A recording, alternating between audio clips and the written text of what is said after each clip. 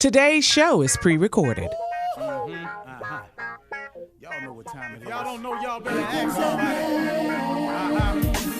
Hat on, suit on, looking like a dapper dog, giving them microphone, dressed like $1 million, diamond things in its cuffs. Y'all tell me who could it be but Steve Harvey? Everybody out there listening to me, put your hands together for Steve Harvey. Put your hands together.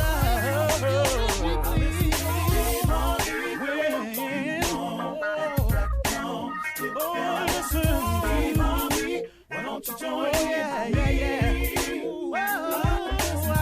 Steve Harvey. Good morning, y'all. Better give me some eggs while I listen to Steve Harvey. Join in with me. If you're with me, help me say, turn your radio on. You gotta turn it on. Yeah, turn it on. Steve Harvey in the morning, y'all.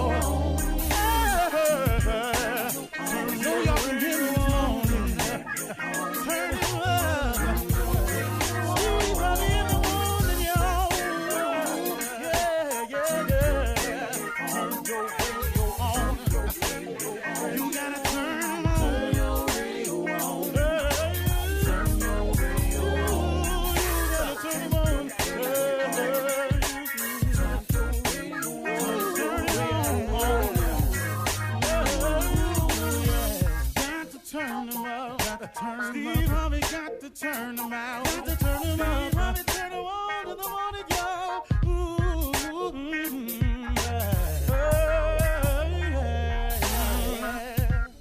Come on, Steve. Come on. Do your thing, Big Daddy. I sure will. Good morning, everybody. Y'all listening to The Voice. Come on, dig me now. One and only Steve Harvey got a radio show. Man, steady trying to be about the business too, y'all. I'm doing all I can. But you know what's crazy? In the efforts that I make, I can do more. You know, my father used to tell me something when I was growing up. He said, son, when you've done your best and you've done all you can, sit still for a second and just do a little bit more. Always remember that. He said, when you've done the best you can and you can done all you can think of, he said, sit still for a minute and do some more. And you know what I've discovered in my life? I always have a little more. I ain't ever just out completely. I can't take another step. There ain't another breath in me. There ain't another thought I can produce. I'm never completely out, man. Just take a rest for a minute, man. And then just do a little bit more. And that I can't tell you how many times that's helped me get over the top. You know, I was watching a documentary about people climbing Mount Everest and how difficult climbing Mount Everest was, and how they have on the hill something called like a death zone or killing zone, where the majority of people run out of oxygen and they have to turn back. Well, what's crazy is right in view of the summit. You can actually see the top of Mount Everest from there. But it's that little bit that's left that's just most difficult. Now, I forgot all the reasons why they said most people don't make it from there and more people have lost their lives in that area. I don't know what it is. But the people that make it to the top of Mount Everest, they all had to go through that same zone or that same area. But they had a little bit more that allowed them to get to the top. You know, a lot of people have had accidents up there trying that, so I'm not even really sure if Mount Everest analogy is a good one. But let's just break it down a little bit more. Let's just talk about life. There's a poem I learned back when I was pledging. It's called Don't Quit. It goes like this. If I make a mistake, I'm just trying to drum it up. So here we go.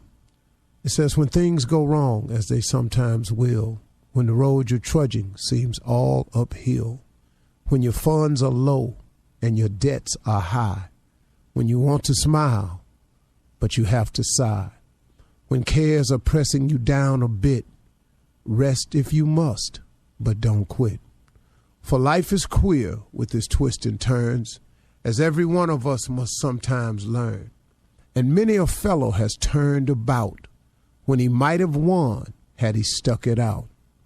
So don't give up, though the pace seems slow. You may succeed with another blow. Often the goal is nearer than it seems to a faint and a faltering man. And often the struggler has given up when he might have captured the victor's cup. And he learns too late when the night came down how close he was to the golden crown. Success is failure turned inside out. It's your silver tint of your clouds of doubt. And you never can tell how close you are. It may be near when it seems afar. So stick to the fight. When your hardest hit is when things seem worst, that you mustn't quit. I remember it because they had a special method of helping you remember stuff back then, but I remembered it. And that poem right there has kept me. You know, we often talk about scripture and everything, and I don't see how I could live without it. But every now and then, man, somebody has a writing. God puts a writing on somebody's heart that delivers a message, man, that can help people. I use every motivational tool that I possibly can to climb this ladder of success or try to be the best father and the best husband I can be. I've done a lot of changing over the years, and so have you. But change is necessary in order to grow. If you don't make changes, folks, you can't grow. I was a young man on my set. I kept looking at him, man, a sharp little young dude just on my set. And he had these dreads, and I mean, they were super long, man. They were well below the middle of his back. I mean, they were just long. And he kept talking to me, and he kept talking to me and talking to me. So the young man kept talking to me, and I said, hey, man, you know, you do your huge self a favor in the business you're in if you got a haircut. You would do yourself a huge favor. I said, your image is everything, man. I said, you keep stopping me in the hallway to try to tell me what you do and what you are. But all I see is your hair. And I keep trying to figure out what you're doing with all that hair, man. Now, you can feel how you want to feel, but I'm like an employer. I employ people.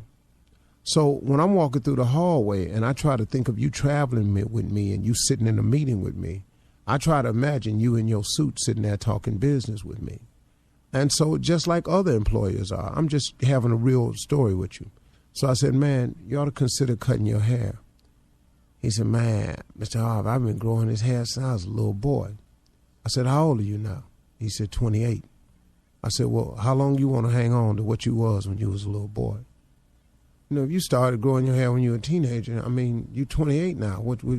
And I said, so let me help you understand something. Let me ask you something. What does it do for you? He said, man, it's just who I am. I said, so you your hair? He said, no, but it's a part of me. I say, that part of you that you're hanging on to, what does it do for you? I just like it. Well, dog, I like ice cream. But if I hang on to ice cream and eat ice cream every single day, my body gonna reflect that. What is it that you hanging on to that you don't want to let go of that's prohibiting you from being what all you can be? See, it's hard to be what all you can be if you want to keep being all you was. Don't that make sense to you? So I can't tell you how many times I've had to change. Change is necessary to grow. You can't be all you can be if you want to keep hanging on to all you was. That don't make no sense. How do you go forward if you keep going backwards? You can't stay here and go there. Do you understand that? If you want to go over there, you must remove yourself from right here. Oh, I got right here is comfortable. I got right here is safe. But over there is where the shade is. Over there is where the fruit is. Over there is where the opportunity is. Over there is where the mountain of gold is. So why you stuck on here?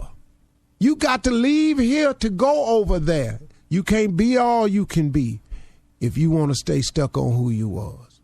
Change is growth is necessary, y'all. Let's go. You're listening to the Steve Harvey Morning Show. Ladies and gentlemen, we are here. Another great morning.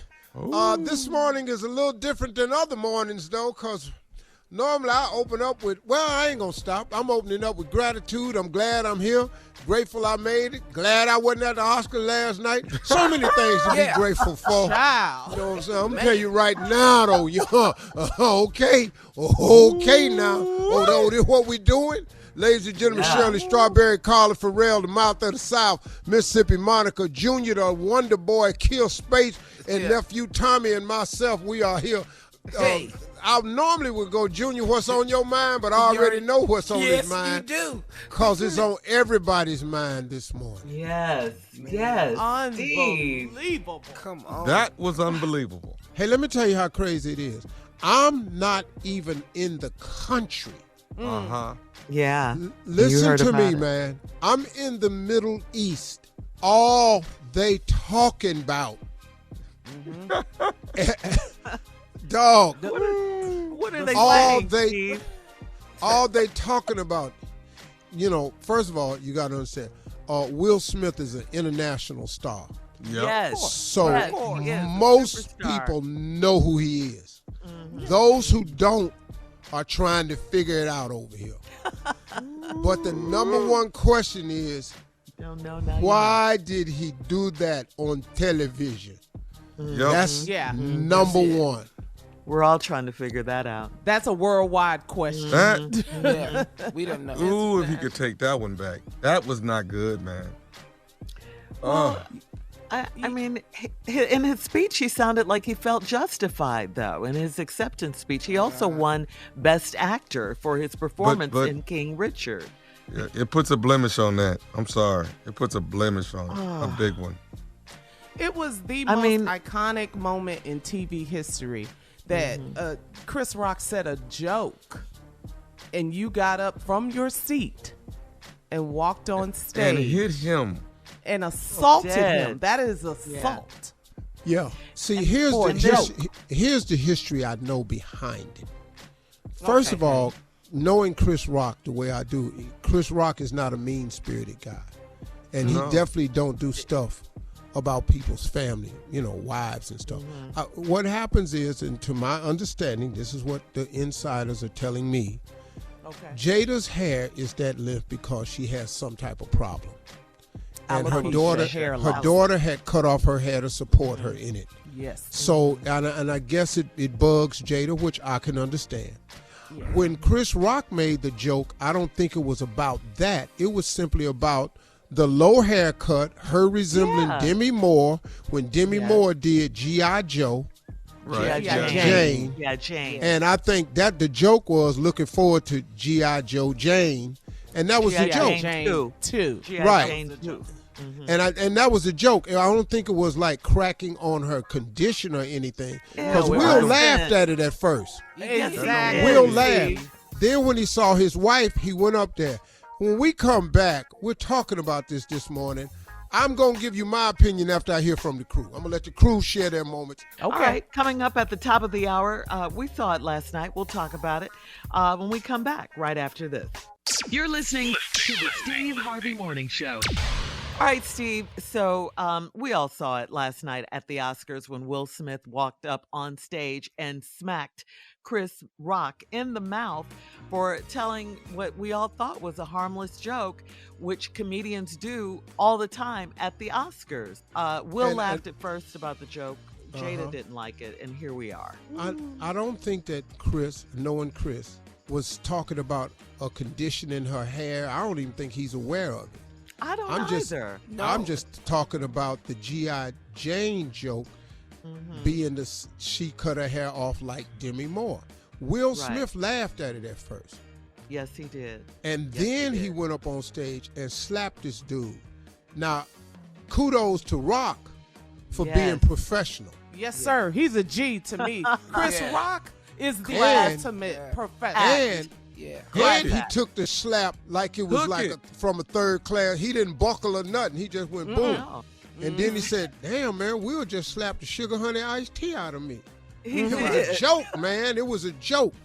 Yeah. Okay, You all's thoughts. Well, okay, initially, Steve, I thought it was a bit. I honestly I did did not too. believe. I did too. I did not believe that Will Smith walked up on stage like that without an explanation and just smacked Chris Rock in the mouth. I just didn't. I could not believe that. Not on this night.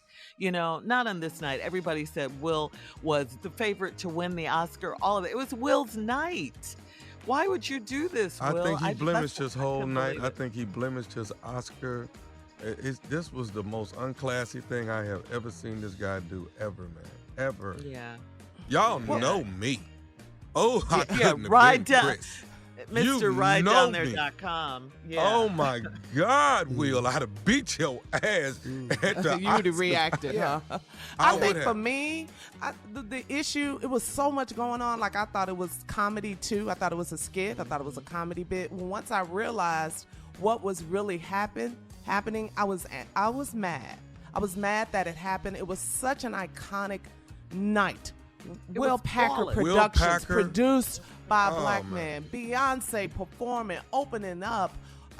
Just how big the night was, and for it to be where you go on stage and assaulted a man for a joke, I just thought he overreacted. You assaulted Chris Rock. Will, come Yeah. on. This is Uh-uh. us. This is our community. That's what kind of hurt me the most, Steve. I'm so surprised he good. was able to stay there and not be escorted out because of his violent act. It was more than Kanye did at the Grammys with Taylor Swift. It was just beyond. It was way beyond unbelievable. what. Oh, that was Yeah. violence. Kanye. That was. Yeah, it was way Yeah. beyond that, and we talked about Kanye. We're still talking about it, when it comes up. But this right here, I couldn't believe it. No, I thought it was a skit. I did. I thought it I was, You did. did. I thought it was a bit. they've been doing skits all night long. So I thought, I Yes. said, okay, well, then here go another one. And we had Will on the And- show, and he said, we got some surprises. I was like, Yeah. this can't be one of the Will surprises. Packer, you mean? Will Yeah. Packer, Yeah. yeah. uh-huh. Hey, Junior, have you been crying all night over it? About this whole, about your the whole, voice. about the whole thing, big dog. Cause your I'm voice, telling you. man, did this send you to tears? Cause your Yes. voice sound like you been up all night weeping. But here's another thing. Like we said earlier, Will Smith won the Academy Award for Best Hands Actor down. for his performance in King Richard. He apologized in his acceptance speech to the Academy, but not to Chris Rock. This was your moment to humble yourself and just say, hey, man, I overreacted. Brother, I'm sorry. Whatever. I apologize. For real. And move on. Whenever y'all want my opinion, let me know. But let Right me now. just say this. Go ahead. Right Let's now. go. Let me Let's just say go. this. As a comedian, come on, King. I'm comedy. telling you right now, slap one of the kings, Yeah. Yeah. we gonna have to immediately go to commercial break. That's what I'm saying. I'm talking about add one of them. You sure ain't slapping St. Louis. You ain't slapping Chicago, the late great Bernie Mac. You damn sure ain't slapping Cleveland. So I don't know what you finna do, dog. And you ain't gonna slap Compton. So I'm trying to figure out. But Chris smaller, you know what I mean? Yeah. I could not believe he did it. I have an opinion, but I need some minutes though. You I have need some minutes. It's You your got- show. you got We got time. minutes. Yeah, you got time. minutes. Let's go. Give it Okay, to us. here's the deal. First of all, I was a bit torn because I didn't see it actually because I'm out the country. So I saw just a piece of the tape. Then I watched what Chris said. Then I watched his acceptance speech and I watched it all up. So I'm torn between a man defending his wife's honor, and then I'm torn between dignity, and then I'm torn between the joke. The joke was not a vile joke. Now, if he said, your wife can do this to me and do that to me, down, I'm coming up there and putting my foot on you. But that joke he told was not a mean-spirited Right. joke, and I don't think he did it with the intent of knowing that Jada has a problem with her hair, because Chris Rock ain't that type of dude. Secondly, so I can understand the defense of your wife, but the way he should have did it was after the show. Hello. He could have stepped to him and said, hey, man, and he could have slapped the taste out of Chris Rock's mouth, and then they could have worked it out. But I thought it was a real punk-ass move to go up there on national TV where you know you can slap this brother. See, this is how you know it was some Hollywood ass mess. He slapped the dude and turned his back and walked off. You know good and hell well in real life, man. Dog, you slap you slap a black man in real life and try to turn your back and walk off, it ain't no way you can do that. Will Smith knew what he was doing. He know the moment and everything, but he blew it. He absolutely 100% blew it. And he put Rock in a place where Rock had to do the only dignified thing he could do. Was stand there and took the slap like a man. I got more to say on it. All right, we'll be back with more of Steve's commentary on last night's Oscars and Will Smith slapping Chris Rock. We'll get into that right after this. Jeez. You're listening to the Steve Harvey Morning Show. All right, we all saw it last night. We've been talking about it all morning. Everybody around the world, Steve, you say, is talking about it. You're halfway around the world, and they're talking about it over there. Will Smith is international. It was early morning over here. You know, man, but like I said, here's the thing of it. I understand that defending the honor of your wife. I'm that dude. But you're going to have to do something. He didn't dishonor her. For that. He didn't do that. That joke was not worthy of the reaction. If he was going to have a reaction, I think that Will should have done the man thing, was step to him afterwards in that press room, and if he wanted to slap Chris then, he could have slapped Chris in the press room and seen how it went. But see, Will laughed. But see, he laughed at the joke till he saw Jada's reaction. Now, now let me tell you something. That's a Hollywood move now. To go up there on national TV, slap another black man, turn around your back and walk off, because you know he can't do nothing. See, I know this. I know he know this because Will been in Hollywood long enough. So now to turn your back and walk off, you're going to slap the dude and then turn around and walk off. You know in real life that ain't the way this going to go. You already know. But you know that. what, dog? And Rock is a Jersey boy. So no. And I didn't think the moment was that. And I think he overreacted, like Carla said. He paid too much into the moment. His acceptance speech, that was raggedy, apologizing to the Academy. But here's what I think is going to happen. When this go down and wake up the right way, there's going to be some type of banning from the Oscars of Will Smith. Yep. Because, look, they took Kanye off the Grammys for saying a racial slur. A racial Trevor slur Noah. about Trevor Noah. They took him off the Grammys. The Oscars is all Hollywood is about. It's their biggest moment. And for you to do that on their biggest moment, they don't condone violence. The Academy does not condone violence. Denzel told him in your biggest moment, it's when the devil come for you. Yeah. You should have handled that totally different, man. He owes Rock an apology. But you know what, Steve? A public apology. Just like you did that publicly. I was waiting for that during his speech last night. I was waiting for him. Let me tell you what I think this Chris, is, brother, y'all. I apologize. All this stuff that built up about him and his wife and their marriage, that stuff has been brewing so long. You guys have been putting yourself out there for so long. Now you on front page, and now if anybody says anything, you ready to attack.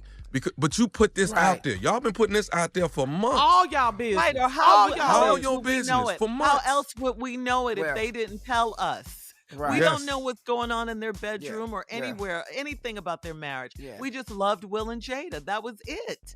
Now all this stuff has come out. Let me repeat what Chris Rock said, Steve. Chris Rock said, Jada, I love you. G.I. Jane 2, can't wait to see it. That's all he said. That's what he said. Right. Jada, I love you. No. That's not a slap you in the mouth moment. No. And dog, I know Chris Rock. Chris Rock would never do that to a person's wife. Look, man, me and Chris Rock have had personal moments about this. Because somebody said something about my wife one time and Chris Rock called me about it. He's not that type of guy. Yeah. He's not. And I heard the joke, and it didn't call for all of that. Will Smith did a Hollywood slap. He showed his ass on national TV when he knew it wasn't going to repercussion. Listen, man, we black men. You know how this go. You slap a black man, Dog, anywhere but there. Just slap any black dude and see how it go. Right. You slap a dude that drive Pepsi truck. See how it go. You can slap the dude down at 7-Eleven. See how it go. Slap a black dude in his mouth. Tommy. And you'll see. It's not gonna happen. It's not. That's not. Slap It's not gonna be Steve. what Will Slap think. June. No. Yeah. Hey, let me explain something to you. I wish you would slap me.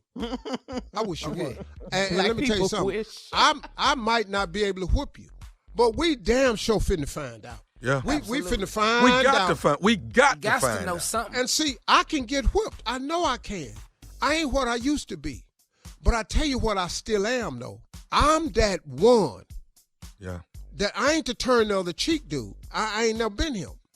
I just think Will did a Hollywood moment, man. Yeah. And I think there's going to have to be some repercussions. They got to do something. This is the biggest night in Hollywood. You can't do this to this man. This man, you asked him to come and be a presenter. He wrote a joke which comedians He was do. invited. Yes, he was invited to be a presenter. And That's you right. let somebody walk up on that stage and slap a presenter on national TV, then you give him now he can keep the Oscar. You ain't got to take the Oscar, all that. I don't care about all that because he did a great job in the movie from what I understand. That ain't what I'm talking about. But he knew who he was slapping and where he was slapping him at. Right. I just hate it, Steve, because this is Will Packer's big night. That's the other thing. He did an excellent job, man. Yes, he did. Yes, he did. It was flawless up until that point. Up until the slap, it was flawless, in my opinion. That Will Smith and Will Packer and Shayla Cowan did an excellent job on the Oscars. Excellent job. It was flawless up until then. Really. Okay, hey, now listen to this. Listen to this. Okay. I have the official statement from the LAPD. Come on. Yes, we have. It says LAPD investigative entities are aware of an incident between two individuals during the Academy Award program. The incident involved one individual slapping another. The individual involved has declined to file a police report. If the involved party desires a police report at a later date, LAPD will be available to complete an investigative report. Let me explain something to you. Even the NFL, with all the players they got, they have conduct clauses. What's going to happen to Deshaun Watson is simply because of the accusations. They're going to suspend him. They'll suspend you for the behavior. Now, Will consequences for your actions and your behavior. Talking about, I want to be an ambassador of that kind of love and care and concern. I want to apologize to the Academy. What? I want to apologize to all of my fellow nominees. Yo, dog. After you apologize to somebody? Chris Rock. That's Dog. who you should have apologized to. I don't think Will Smith understands the ramifications of all of this. He will forever be remembered for this moment right here. Yeah. And it's going to tarnish him in a lot of ways. Yeah. And it's sad because the dude's career is stellar. Look, they can't take nothing from Big Willie about his acting. He's a bad boy. Can't take nothing from his man. And I get it. But like Tommy said, this is all build up from all this public scrutiny they've been under. But they was the one on Red Table talking about it. Yes. Me personally, I wouldn't sit there and said a We damn didn't even thing. know. Turn that We table didn't know about the entanglement. How did we know? Y'all How did we told know us this. about August Alsina? How did we know this? The You slap all went to told the us. wrong person, really. Hello. You ain't slapped Misplaced August. anger. Right. But see, now he didn't get slapped. Yeah. That's all I'm All saying. right. Yeah. All right. Are we talking about this more? Yeah, I top think of the we hour. are. Yeah, we I think talking about it. I One think more so. time. I think we are. Coming up at the top of the hour, we'll talk more about this incident at the Oscars last night, right after this. You're listening to the Steve Harvey Morning Show. All right, so Steve, in a nutshell, last night at the 94th Annual Academy Awards, produced by Will Packer and his partner Shayla Cowan, it was one of the most iconic moments in history. We all saw it. We saw Chris Rock walk on stage, do jokes about acknowledging the mostly mask-free audience before making a reference to Jada Pinkett Smith and saying, "I love you, Jada. Can't wait to see G.I. Jane 2. Take a listen. Jada, I love you. G.I. Jane 2, can't wait to see it. All right?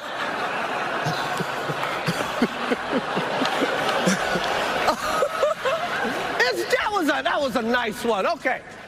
I'm out here. Richard. And then it happened. And then he, yeah. Oh, wow. Wow. Will Smith just smacked the out of me. Keep my wife's name out your mouth. Wow, dude. Yes. It was a G.I. Jane jump. Keep my wife's name out your mouth. I'm going to, okay? Okay. That was a greatest night in the history of television. But see, I would have beat your ass. But see, Will no. Smith. See, the moment for it was what you're calling the most iconic moment should have been the fact that we had a black producer for the Grammys. Thank you. And a black female assistant producer of the Grammys. That Beyonce, for the first time in 5 years, has come back to do an award show. And that she there opened were it. It's amazing. Two black women. Killed. 2 black women and a third woman, Amy Schumer, hosting the Grammys. That there were, Oscars. Yeah. That there were black people out on the red carpet. See that DJ D Nice DJ. that Will Packer set up a night. That should be the iconic moment of this show. Now Diversity. we've lost all of that. Yes. Yep. We've lost all of that.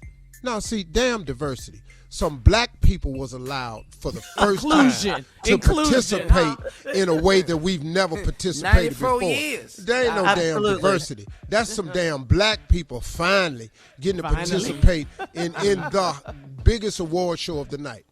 Now, for it to be marred with this, that's the mistake. And the thing of it is, Will Smith He knows the moment.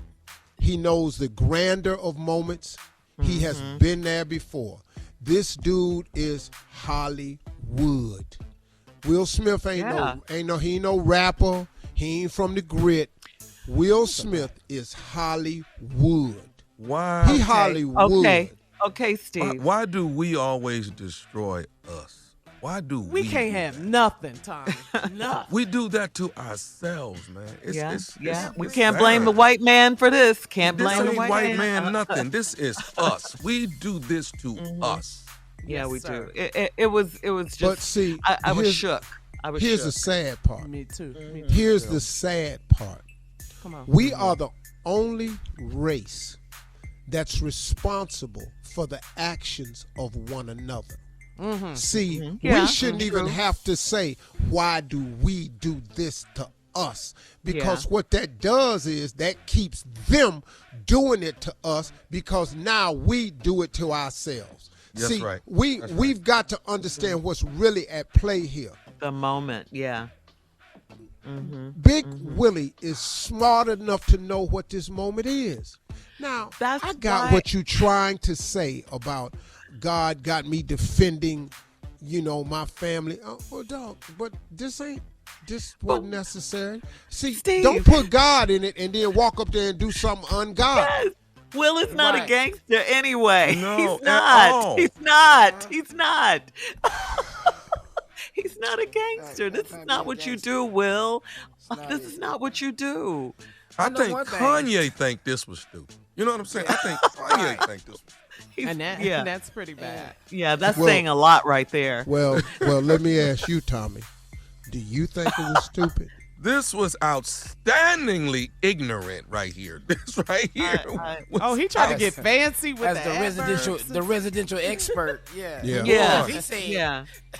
This was disrespectful, man. Yeah. Steve, I want to go back to what you were saying. You were saying Will knows Hollywood. Will is Hollywood. Will is an international star. To me, isn't that all the more reason for him not to do this? For him not to mess up a moment? Shirley, that was the exact reason why he shouldn't have done it. That's what I'm saying. But then at the same time, this was the reason he did it. Unbelievable. He knew he could walk up here, slap this man, and turn around and walk off, and wasn't nothing gonna happen. Look, man, we all from down the way know how this really go. You walk up and slap a black dude, no matter what happened, there got to be something for that. Will knew but the enormity of the moment, which was the mistake he made. And like Denzel told him, in your highest moments is when the devil come for you. So now you can't put this off on God, talking about God has called me. Right. God didn't send you up there. You never do that. Bishop Kenneth Ulmer taught me one thing. God's voice has no sin in it. So when you say God called me to do something, and then you walk up there, man, no, come on, man, slow down. Apologize to Chris, Will. I got you apologize to me, but I'm gonna slap you back though. Yeah. No. Yeah. I love Amy Schumer. Okay. All right. We'll have more about the Oscars right after this. You're listening to the Steve Harvey Morning Show.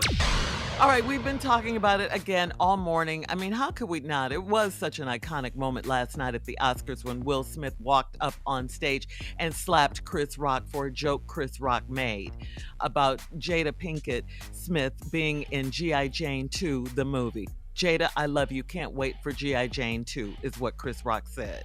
That was it. That does not warrant that. Was it. Man. No, yeah. That ain't enough. I'm through. We still wouldn't know who won Best Documentary. And, I'm so I really thought it was a joke. I really thought it was a skit. We all did in the beginning. I just could not believe that Will Smith did that. I could on live TV. I could not believe that he did it. And not but with the class. Fact of the matter is, the class we thought Will had. It just don't line up. It does not line up. Man. I still say Chris Rock is a G. He was a professional. Oh, he was a class handled the moment, stayed on stage, did the Oscar winner, presented the Oscar to The Roots. It was for Summer of Soul. He was Summer of Soul, yeah. Let me tell you something. Chris Rock is the man to me. You know what? And speaking of Chris Rock, he's going on tour with Kevin Hart. I wonder if he'll put this incident this in 30 his, minutes. I know, right? Hey. You think everybody hates Chris. Write about it? Yes. You think he's going to write about it? Hey, let me explain something to you. Yeah. You're done. He will respect and not mention Jada, because that's not what the joke was about anyway. But Will Smith, though, he can buckle up. It's going to be some brilliantly funny stuff coming out of this. Mm-hmm. I'm just really torn with this whole thing, man. I'm not like really disappointed in Will, because I don't really know him like that. I just know of him like that. But the part that I hate the most of it is he did it in a way where he knew he could get away with it. I'm telling y'all, man. So that's why he know did how it. Bruh, come on, man. He ain't walk nobody else, slap nobody else. Will ain't that dude, man. You ain't been slapping people. That's a damn TV moment. No, Dog, you done had plenty of reason to slap somebody now. Yeah. But but a violent moment? I don't get it. It's not making any sense to me. It just doesn't. Man. Oh, and by the way, Steve, the LAPD released a statement about the assault, and as of now, Chris Rock has not pressed any charges. No, Chris ain't gonna press charges, because Chris that dude. Well, no. But that was assault. He assaulted him. Yeah. I'm gonna tell you right now, though. You heard that slap. Over. You heard it. It ain't over. But hold up. But let me tell you something. You don't have to. You don't have to press charges. You do understand I see what that. you're saying. Yeah. Any district attorney can look at that and bring charges. All right, we'll be back with more of the Steve Harvey Morning Show coming up at 34 minutes after the hour, right after this. You're listening to the Steve Harvey Morning Show. 5 recent surveys have indicated strong support for President Joe Biden's decision to nominate Judge Katanji Brown Jackson for the Supreme Court seat that retired Justice Stephen Breyer is vacating. According to an average of 5 polls, about 53% of Americans supported Jackson's confirmation, with about 26% of Americans opposed. If Jackson's ratings hold up through her likely confirmation, she would be the most popular nominee to be confirmed since John Roberts in 2005. So, here's what's next for Judge Katanji Brown Jackson. Democrats hope to consider Jackson's nomination as soon as today, March 28th. But objections from any one committee member could lead to a nomination being held over for a week. And it's a safe bet there will be Republican objections, okay? Jackson's nomination will head next to a vote in the Senate Judiciary Committee that's slated to take place on Monday, April 4th, and she could be confirmed as early as April 8th. And that's what we want to hear. That is good news. Yes. Yes. One person. Yes. Class act she is. And she truly smart, is. smart.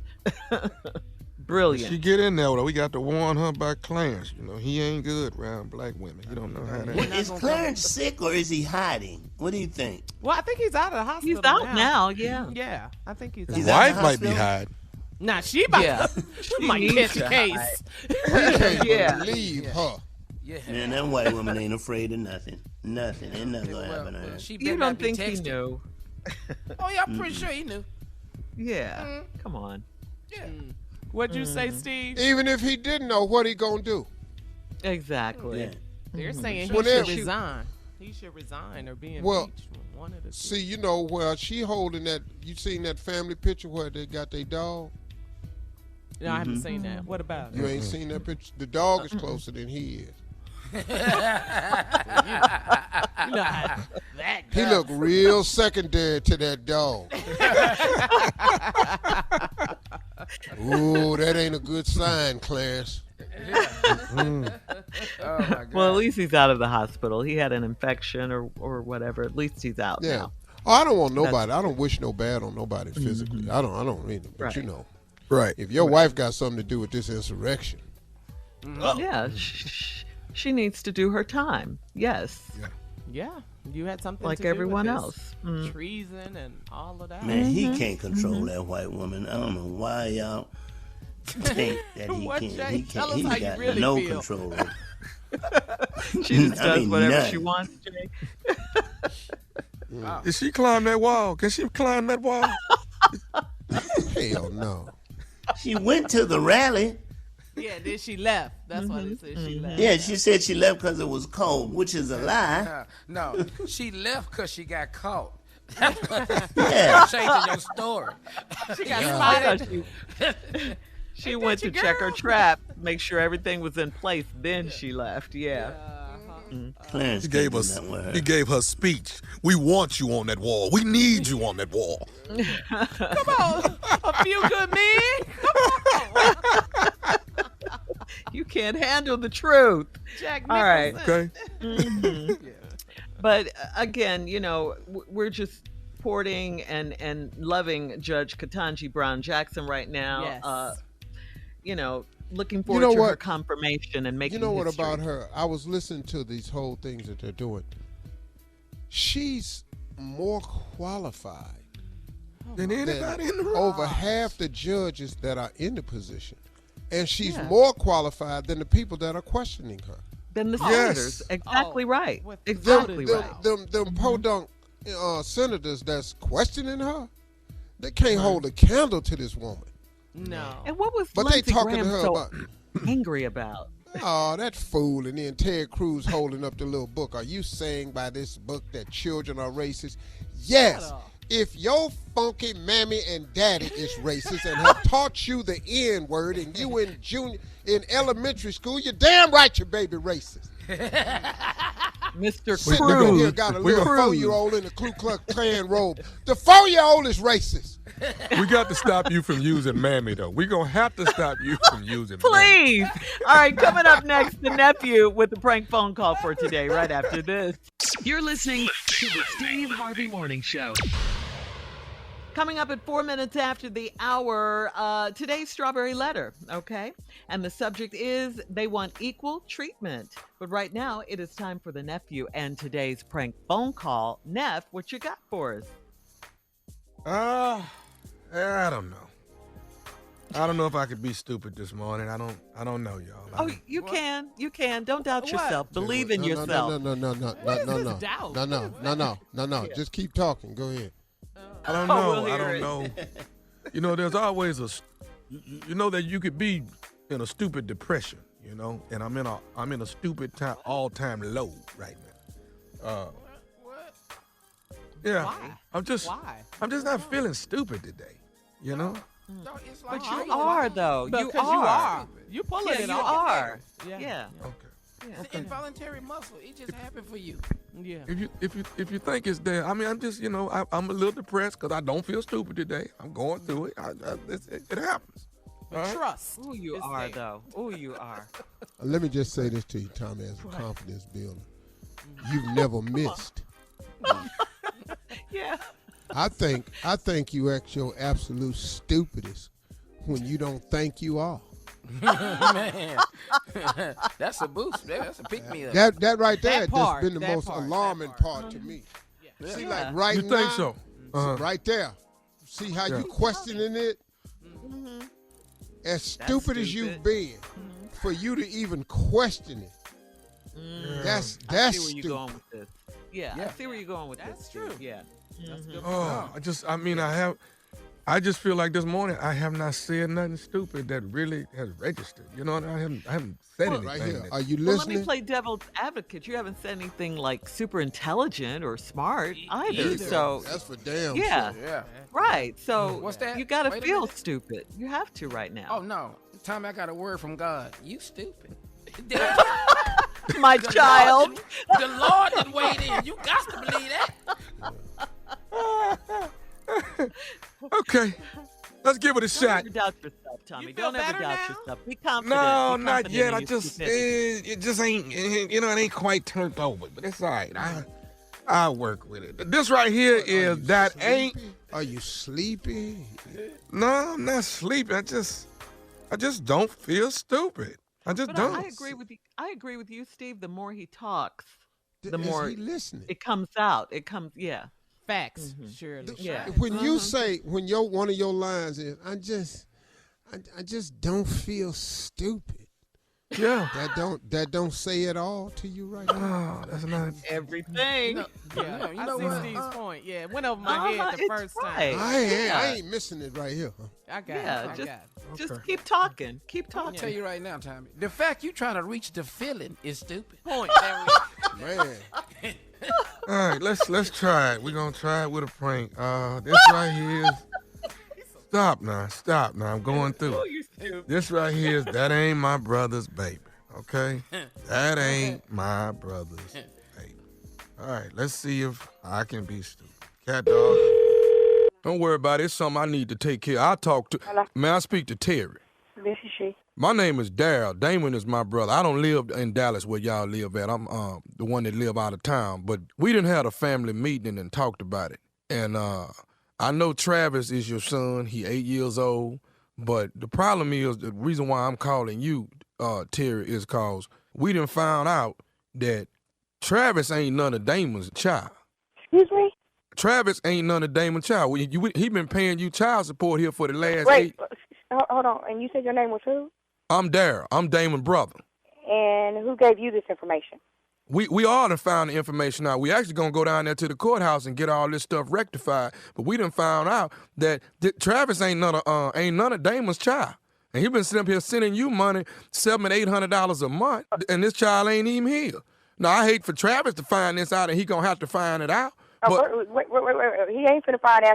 Why are you calling me? look, the family done had a meeting, and I'm the one that they decided to make the phone call and tell you what's going on.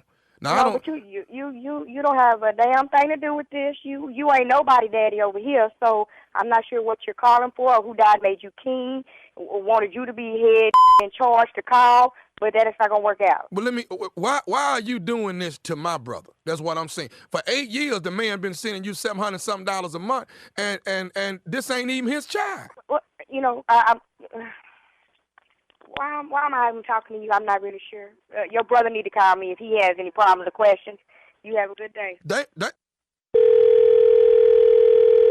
Hello? You don't hang no damn phone up on me. Damon told me your little ass was hard-headed anyway. Now look. Wait a minute. You know what? You got the wrong one, baby. Like, I'm trying to not lose all my religion today, but you about to make me lose it on your. About to make me lose what? You don't know who you with over here. So, like I said before, my son, your nephew that you try not to claim over there, I don't know why you came from wherever the hell you said you came from to Dallas to try to start some mess? I came from California down here to Dallas, and I'm telling you need to take your black come back to California because down here you don't know me like that. No, I don't know you, but I'm finna know you, and Travis finna know that my brother ain't his daddy. I don't know. You know what? You need to talk to your brother again. That's what you need to do, and you don't need to be talking to me. You finna send us all the money my brother done sent y'all. And when I do, look, when I send all that 8 years worth of money back. You gonna send every dime back because it belonged to my brother. That ain't my brother's child. Now, we ain't got time to be going on no Maury Povich show or nothing to find out who the daddy. You know what? Like I said, you picked the wrong one to with. It'd be your best bet not to call me anymore. It is a good thing that you call, because if you came knocking on my door, you'd have got your for today. No, that's my second thing I'm finna do if we can't rectify it over the phone. I don't have a problem coming over there, knocking down some doors and getting some questions answered. Because, damn it, this ain't Damon's baby. Obviously, you must wish it was yours since you're taking so much interest. No, it ain't mine, but it ain't Damon's either. And we got 700. You must not have any and looking for some. But I'm sorry. This one's taken over here, and Damon will continue to pay what he owes. Damon don't owe another. That's what's wrong with you brothers now. You don't want to pay. I'm sorry. He's going to continue to pay. And you can call whoever you want to call and do whatever you want to do. So go back and tell your mama and everybody else who waiting for this meeting to let them know. It ain't happening. Look, my mama ain't got nothing to do with it. Mama been... You said your mama and all y'all got together. She the same way. I see where you get it from. You act just like her. Y'all some nosy people. Mind your own damn business. That's a grown man. That ain't. My mama said it from the get-go that it wasn't her. That it wasn't Damon's child. Nah, that means your mama's a two-faced lie because you ain't what your mama said. You ain't finna sit here and bring my mama up in this. Well, if you know so much, then come knock on my door. Come knock on my door if you want to. We done the math. $750 times 12, then times 8 is $72,000. That's how much money my brother done sent you, and that's how much we want back. And I need you to get to working on this money now. Okay. Why don't you come over here and get it? Don't get your whooped today, Terry. Come on over here, and you gonna see who can get that whooped. You in Dallas. I don't care nothing about I'm in no Dallas. This ain't California. So what? I don't even know what the hell. I don't even know why I'm wasting my time talking to you. Like I said, your brother is a weak. If he got to have y'all had a meeting and you got to be the one to call, I'm not really understanding. Look, I got one more thing I need to say to you. Is you listening to me? You know, you getting on my damn nerves. That's what you're doing. You respect me. Are you listening to me? You what? This is Nephew Tommy from the Steve Harvey Morning Show. You just got pranked. Oh, my God. You just got pranked by your sister Tanya, baby. You know what? She say, talk to her about her baby daddy and that baby. Yeah, I don't play with the children. Oh, my gosh. I'm so embarrassed. All right, let me ask you this. What is the baddest? I'm talking about the baddest radio show in the land. The Steve Harvey Morning Show. I feel my stupid coming back. Oh, I feel my stupid Pretty coming back. Right? I think you got it. I think you got it. Yeah. It never left. All right. Thank you, nephew. Coming up next, the Strawberry Letter subject. They want equal treatment. We'll get into it right after this. You're listening to the Steve Harvey Morning Show. Time now for today's Strawberry Letter. And if you need advice on relationships, work, sex, parenting, and more, please submit your Strawberry Letter to steveharveyfm.com by clicking Submit Strawberry Letter. We could be reading your letter live on the air, just like we're going to read this one right here, right now. You never know. It could be yours. Yeah. Could be. Buckle up and hold on tight. We got it for you. Here it is. Strawberry Letter. Subject, they want equal treatment. Dear Steve and Shirley, I'm in my late 40s and my sister-in-law is my best friend. My brother is cheating on her and she found out from their 6-year-old son. I was keeping their son and we went to visit my mother, his grandmother. Well, my stupid brother had his girlfriend over there having a fish fry in the backyard. My mother was in the house mad as heck, but my dad was outside with them because the woman has a really nice body. My nephew didn't see see the woman, but my mother was so upset that she unleashed a rant, and the boy heard it from the other room. He could not wait to tell his mom, and she called me and lit into me about it. I told her that I was clueless, and she didn't believe me. My brother blames me for bringing his son over to our parents' home.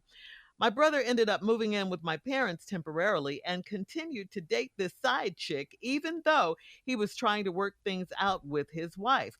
I am stuck in the middle because he has me counseling the side chick, begging her to be patient while he figures out how to leave his wife. He's not leaving his wife, and I want to tell his side chick that, but that would be even messier. The side chick wants equal treatment as his wife. His wife wants it all if he wants to go back home. She wants a new ring and a recommitment ceremony with a big fancy honeymoon. The side chick said if she's going to stay with him, she wants a commitment ring and a big vacation to a romantic island to prove he's all hers. I told him he's in way too deep and he needs to get his affairs in order. I've been living with this guilt for almost a year. My therapist said I should come clean and be honest with both women. Should I do this to my brother? Okay, no, don't do this to your brother, okay? But you got to look at what it's doing to you. And way more importantly, you can't do this to yourself. You just can't. You got to get out of the middle of this. This is a mess, and this has nothing to do with you. You're not cheating on anyone. You innocently took your nephew to see his grandparents, and now you're getting it from all sides. Your brother's mad at you, your bestie's mad at you, and the side chick even has something to say.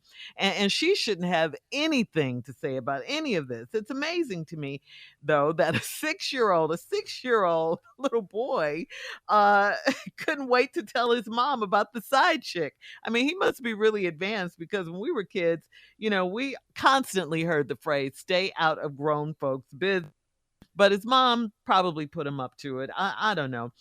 Listen, you've got to start blaming yourself in all of this and stop letting your brother punk you.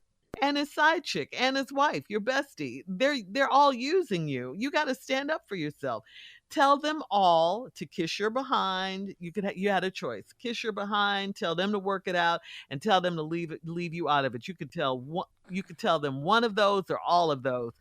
All it is misplaced anger on the wife's part, and trying to place blame on the brother's part, and trying to get something out of it on the side chick's part. I mean, your brother's mad at you, yet he's the one cheating. Your best friend is mad at you, although it's her husband that's at fault here.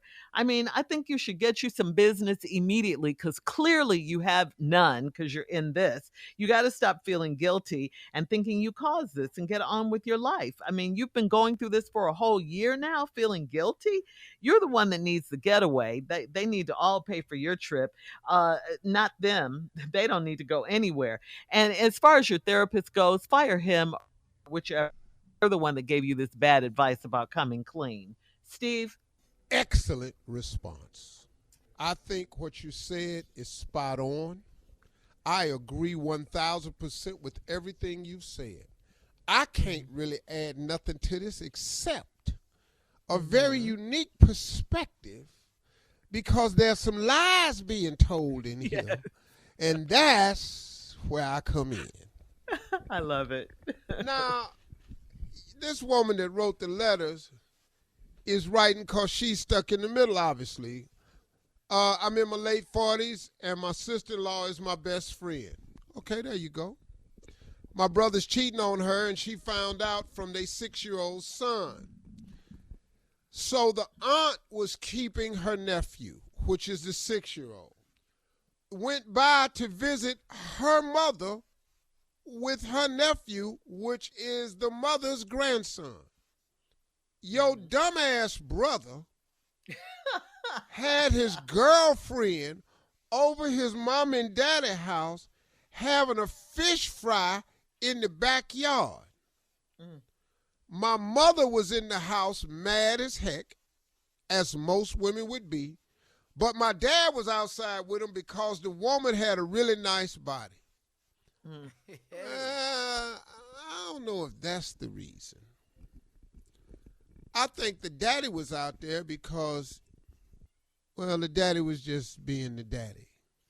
See, the problem in this letter is, now, you say your nephew didn't see the woman, but your mother was upset and was ranting, and the boy overheard in the other room, and he couldn't wait to go tell his mom, and she called me and lit into you about it, and I told her you was clueless, and she didn't believe me.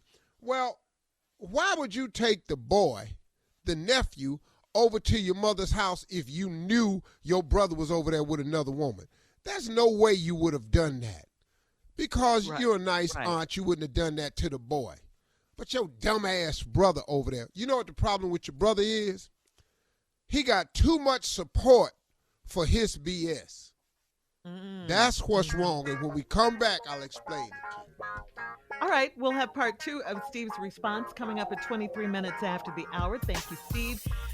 Subject of today's Strawberry Letter, they want equal treatment. We'll get back into it right after this. You're listening to the Steve Harvey Morning Show. All right, come on, Steve. Let's recap today's Strawberry Letter and finish up with your response. The subject, they want equal treatment. Yeah, this is kind of crazy. This woman got a brother that's cheating, and she was keeping the brother's son, who is her nephew. Her best friend is her brother's wife, which is her sister-in-law. She go over to the house. Her brother got a chick over there having a fish fry in the mom and daddy backyard. That's ignorant to begin with. Now, the mama in the house mad as heck, but you say your daddy was outside with him because the woman got a really nice body. My nephew didn't see the woman, but your mama was so upset she unleashed a ranch. The little boy heard it. He couldn't wait to go back home and tell his mama. Your girlfriend, who is your best friend, the sister-in-law to your brother's wife, who is your sister-in-law and your best friend, lit into you because she thought you was in on it. You told her you was clueless and she didn't believe me. I said before, why would you take the boy over to the house and expose your nephew to some garbage? You had no idea he was over here. And you didn't take the boy in the backyard. He just overheard the grandmother talking. So now what didn't happen because of this? Your brother that ended up moving in with your parents because he done got put out. And he's continued to date the side chick with the banging body, even though he trying to work things out with his wife. Now you say you stuck in the middle because he got you counseling the side chick, begging her to be patient while he figure out how to leave his wife. Then you say he ain't leaving his wife, and I want to tell the side chick that, but that would be even messier. Your brother is the one that's at fault in this whole thing. First of all, cheating on his wife. Second of all, he took the side chick to his parents' house, having a fish fry in the backyard. The daddy out there supporting the son, and now he got you counseling the side chick. The best way to do people who bring BS to you is let them lay in they BS. Get out of the support system business. Don't ever help nobody do wrong. Unless you're a man, and this is your boy. It is our obligation to help each other. Whatever, man. I'm sorry. It is, Shirley. It's different rules. Because I got news for you. Okay, now hold on. Now let me help you understand this. Okay, go ahead. If your girl gets in trouble, you gonna help her because that's your girl. Now, y'all don't ever talk about that side of it. But y'all comes to each other's rescue because I've heard it. What does that have to do with the letter? Nothing. It's just don't get mad at me when I tell you that the only way you're supposed to get involved in this if y'all was boys. You should stay out of this because your best friend is your sister-in-law. Right. So you definitely shouldn't be counseling the side chick because your brother got everybody involved in his BS. Now, the side chick wants equal treatment as the wife. Now, listen to this. His wife wants it all. If he wants to go back home, she want a new ring and a recommitment ceremony and a big fancy honeymoon. That ain't just to show commitment. She just really wants some stuff. She just wants some stuff. Really? Because you going to take a man back if he do that? She does. This is some things. You're considering taking him back because you want him back, but you want some things with it. Right. Yeah. Recommitment, bigger ring, fancy honeymoon. Yeah. But now here the problem is, Bling, bling. the side chick said if she gonna stay with him, she want a commitment ring, a big vacation to a romantic island to prove that he's all hers. I told him he in way too deep and to get his affairs in order. Let me explain to you what's wrong here. Your brother is telling both women the same thing. That's what's wrong. Yep. Because if he was telling them the truth, both of them might not be demanding the same thing. But he's telling both of them, I want to be with you. Give me a minute to work this out. Getting a divorce is difficult. Give me a minute. I'm working this out. I got to get this chick out of my life. She tripping. This wasn't nothing. This wasn't even about her. Right. Baby, I want you. Because here's what bruh can't do. He don't have the money for an apartment. That's why he had to move back in with his mom and daddy. Ain't no way in the hell he can buy 2 rings. And he damn sure can't go on 2 vacations. A honeymoon and a romantic getaway. So as soon as y'all quit supporting this BS, it's going to all come to a head. Now, you say you've been living with this guilt for almost a year. That's because he got too much help. Your therapist says I should come clean and be honest with both women. Your therapist is a woman. Because a man would never say that. Ain't no way. The only way a man would say that if he wanted to sleep with you. Your therapist is a woman. Yeah. Fire them. Yeah. And this ain't the time for that. Yeah. All right, Steve. Hit us up on Instagram at Steve Harvey FM. She's a woman. I Strawberry Letter. You can also check out the Strawberry Letter podcast on demand. Coming up next, it is Sports Junior right after this. You're listening to the Steve Harvey Morning Show. All right, so Steve, in a nutshell, last night at the 94th Annual Academy Awards, produced by Will Packer and his partner, Shayla Cowan. It was one of the most iconic moments in history. We all saw it. We saw Chris Rock walk on stage, do jokes about acknowledging the mostly mask-free audience before making a reference to Jada Pinkett Smith and saying, I love you, Jada. I can't wait to see G.I. Jane 2. Take a listen. Jada, I love you. G.I. Jane 2, can't wait to see it. All right?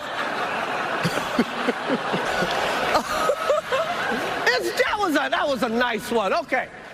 I'm out here. Richard. Uh-oh. Oh, wow. Wow. Will Smith just smacked the out of me. Keep my wife's name out your mouth. Wow, dude. Yes. It was a G.I. Jane joke. Keep my wife's name out your mouth. I'm going to, okay? Okay. That was a greatest night in the history of television. But see, I would have beat your ass. Will Smith. No. See, right see, there, see, the moment for it was what you're calling the most iconic moment should have been the fact that we had a black producer for the Grammys. Thank you. And a black female assistant producer of the Grammys. That Beyonce, for the first time in 5 years, has come back to do an award show. And that she there opened were it. It's amazing. 2 black women. Killed. 2 black women and a third woman, Amy Schumer, hosting the Grammys. That there were, Oscars. That there were black people out on the red carpet. See, that DJ D-Nice, DJ. that Will Packer set up a night. That should be the iconic moment of this show. Now, Diversity. we've lost all of that. Yes. Yep. We've lost all of that. Now, see, damn diversity. Some black people was allowed for the first time to participate in a way that we've never participated before. Years. There ain't no damn diversity. That's some damn black people finally getting to participate in the biggest award show of the night. Now, for it to be marred with this, that's the mistake. And the thing of it is, Will Smith He knows the moment. He knows the grandeur of moments. He has been there before. This dude is Hollywood. Will Smith ain't no rapper. He ain't from the grit. Will Smith is Hollywood. Why? He Hollywood. Okay, Steve. Why do we always destroy us? Why do we can't have nothing, Tommy. Nothing. We do that to ourselves, man. We can't blame the white man for this. Can't blame the white man. Nothing. This is us. We do this to us. Yeah, we do. It was just. But see, I was shook. Here's the sad part. Me too. Here's the sad part. Come on. We are the only race that's responsible for the actions of one another. See, we shouldn't even have to say, why do we do this to us? Because what that does is that keeps them doing it to us because now we do it to ourselves. That's See, right. We've got to understand what's really at play here. The moment, Big Willie is smart enough to know what this moment is. Now, I got what you're trying to say about God got me defending my family. Oh, dog, but this wasn't necessary. See, Steve. Don't put God in it and then walk up there and do something ungodly. Yes. Will is not a gangster anyway. No, he's not. He's not. He's not. Slow down. Apologize to Chris, Will. I got you apologize to me, but I'm gonna slap you back though. Yeah. I loved Amy Schumer. Okay. All right. We'll have more about the Oscars right after this.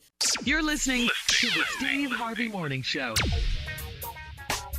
Last night at the 94th Annual Academy Awards, we saw Chris Rock walk on stage, do jokes about acknowledging the mostly mask-free audience before making a reference to Jada Pinkett Smith and saying, "I love you, Jada.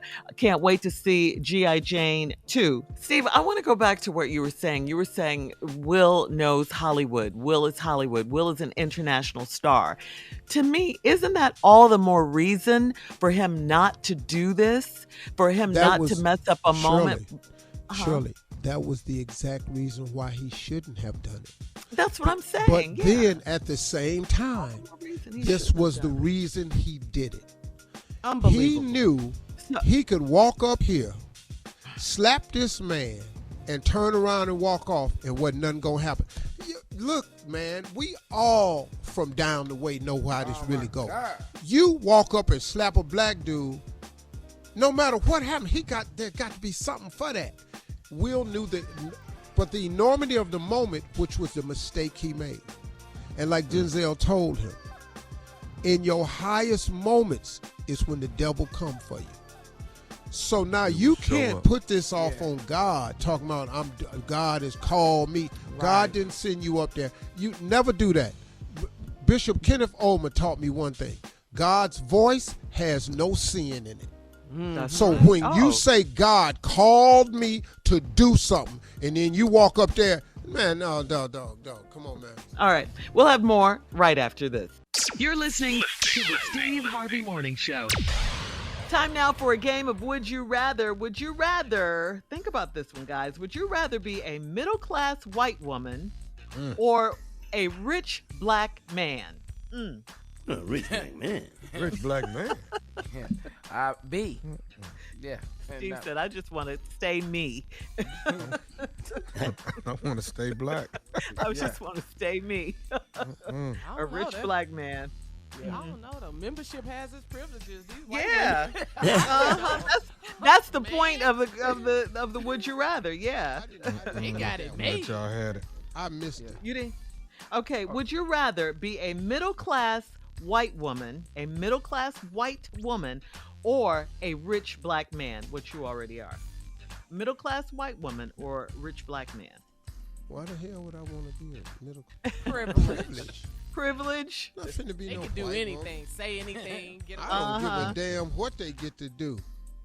Okay. All right. I'd be a rich black man and just say it anyway and just suffer the consequences. That's pretty much what I've done anyway. So. Yeah, you're gonna stay you. You just stay you. Mm-hmm. Right.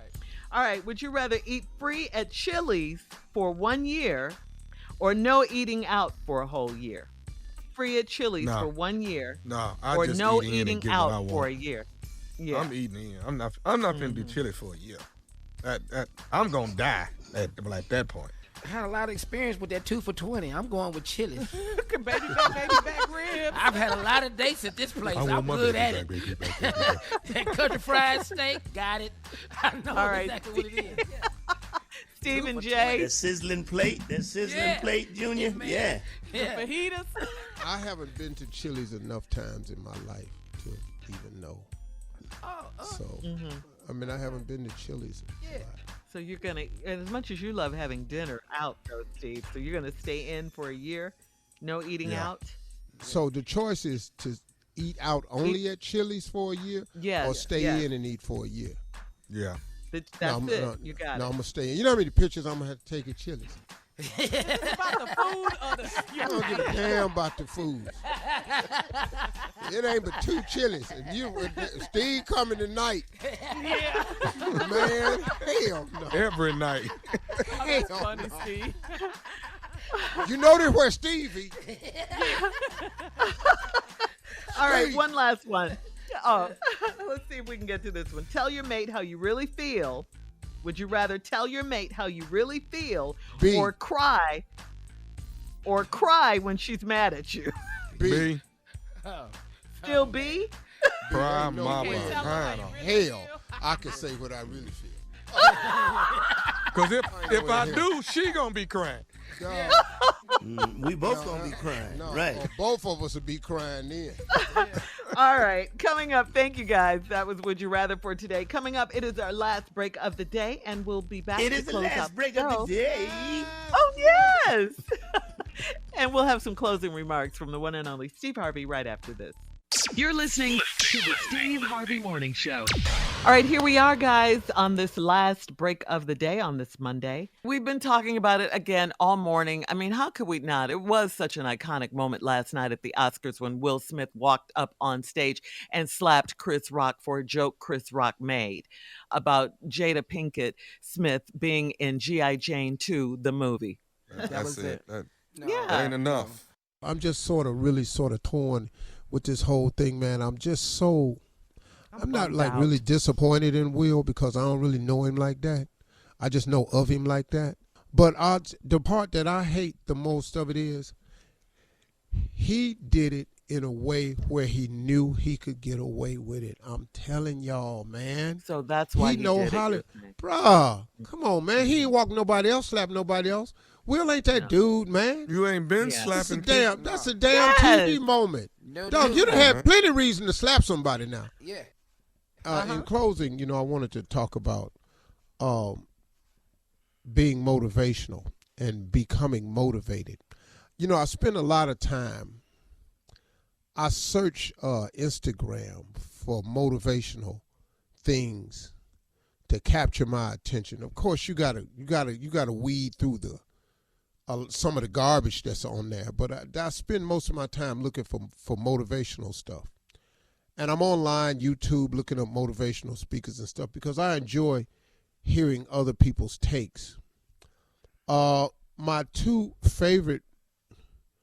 of my favorite people is Bishop T.D. Jakes and Joel Osteen. Those are two of my favorites. But I'm going to tell you something, though, man. When I look online and I'm scrolling through Instagram, you know who really, really strikes me? It's two people. It's a man and a woman.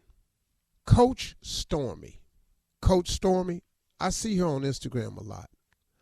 And she's a former dancer who has turned her life completely around and really, really gotten into the motivational thing and has really helped a lot of people. she does it in a flashy kind of way, you know what I mean? And I would imagine it's not everybody's cup of tea. But I wanted to take a moment, man, to just say to that sister that she's really giving it a shot, man. And when you hear her story and where she comes from, see, you have to understand a person's journey to even understand their story. And because their story is not similar to the story you hear from other people, is because the journey to where they got to is not that of other people. And a lot of people may not be some people's cup of tea. She may not be your cup of tea, but she's affecting some lives out there. And I just wanted to say that I recognize that. You know, whether you think of great as a person or not, that's your thing. It's like this. I've learned a lot from former inmates. But people get hung up on the fact that they were an inmate.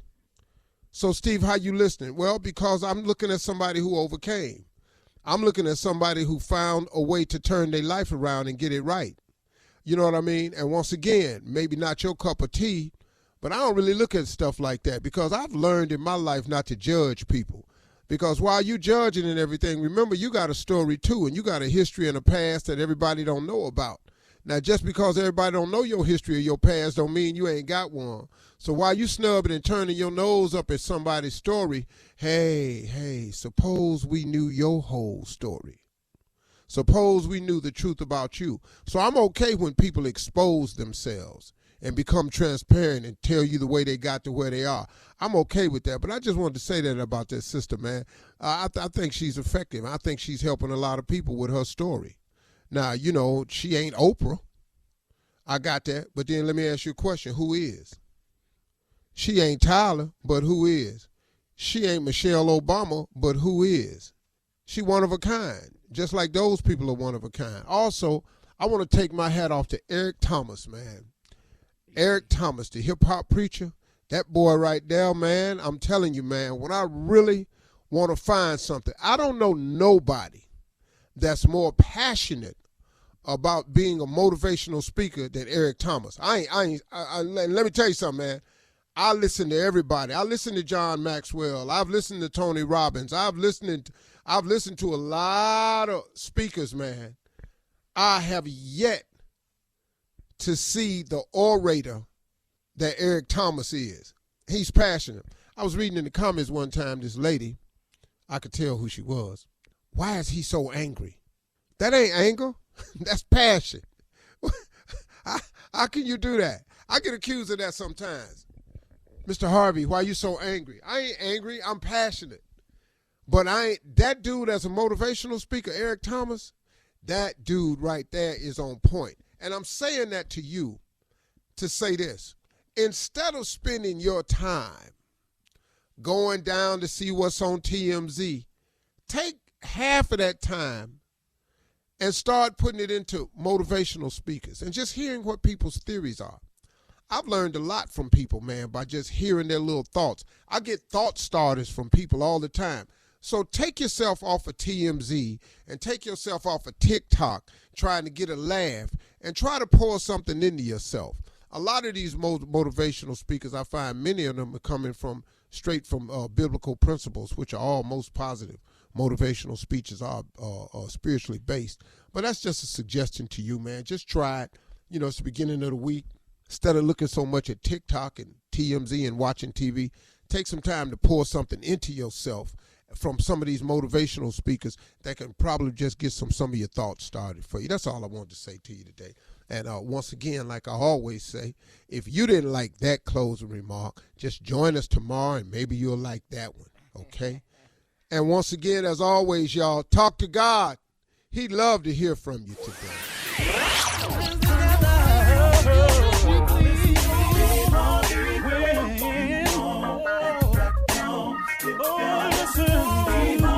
For all Steve Harvey contests, no purchase necessary, void where prohibited. Participants must be legal U.S. residents at least 18 years old unless otherwise stated. For complete contest rules, visit SteveHarveyFM.com. You're listening to the Steve Harvey Morning Show.